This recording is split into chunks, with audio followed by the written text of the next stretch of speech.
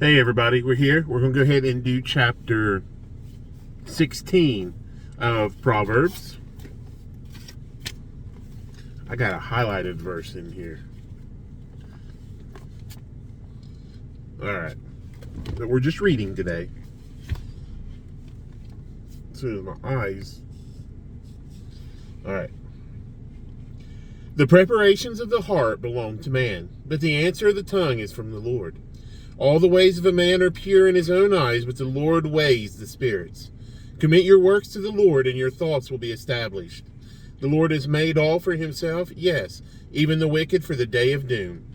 Everyone proud in heart is an abomination to the Lord, though they join forces. None will go unpunished. My camera just dropped down, sorry.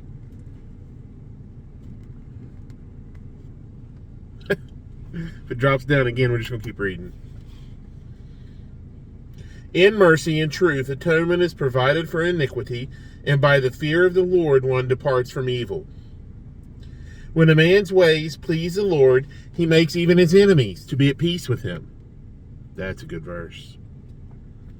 Better is a little with righteousness than vast revenues without justice.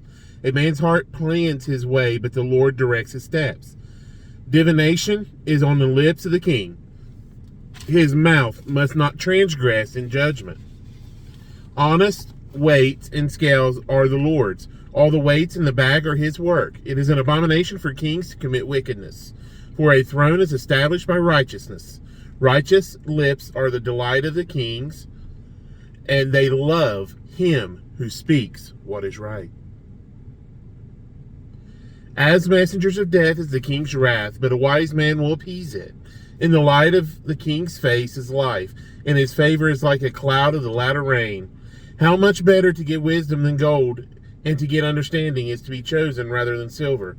The highway of the upright is to depart from evil. He who keeps his way preserves his soul. Pride goes before destruction, and a haughty spirit before a fall. That's the one a lot of people, the quote, like, pride cometh... Sorry, got distracted. That's a very quotable scripture.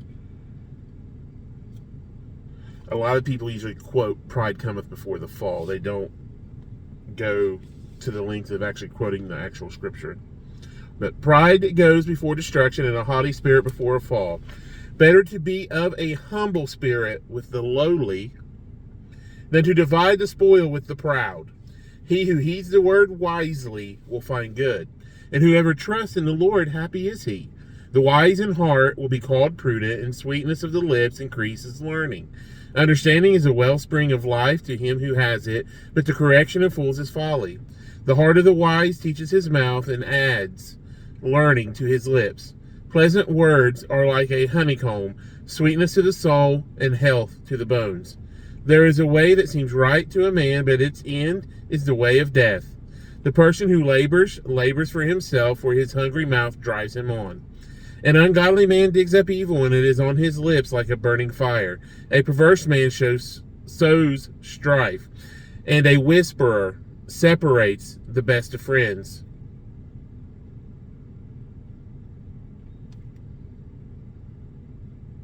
We're just reading here.